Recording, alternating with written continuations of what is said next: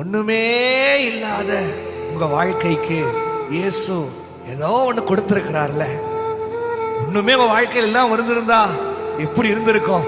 ஆனா இயேசு உங்க ஜெபத்தை எல்லாம் கேட்டு உங்களுடைய அவமானத்தை எல்லாம் பார்த்து இன்னைக்கு ஏதோ ஒரு ஸ்தானத்துல உங்களை உட்கார வச்சிருக்காருல்ல. அதை ஏன் நினைச்சு பாக்குறது இல்ல? வீடு கொடுத்திருக்கிறார், அதையே நினைச்சு பாக்குறது இல்ல. ஆசீர்வாதம் கொடுத்திருக்கிறோம், அதையே நினைச்சு பாக்குறது இல்ல. நம்மளாவே வந்தோம், நம்மளாவே முன்னேறணும், நம்மளாவே பண்ணணும் யோசிக்கிறீங்க. நமக்கு நம்மளே பெருமை பேசிக்கிறது.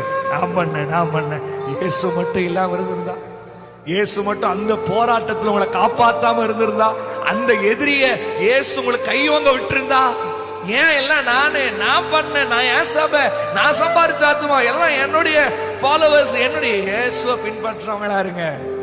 சொல்றாங்க எல்லாம் பெரிய பெரிய ஆளுன்னு சொல்றாங்க. நான் எனக்கு அவ்வளவு கூட்டம் இருக்குன்னு சொல்றாங்க. இயேசு இல்லாம வந்திருக்குமா?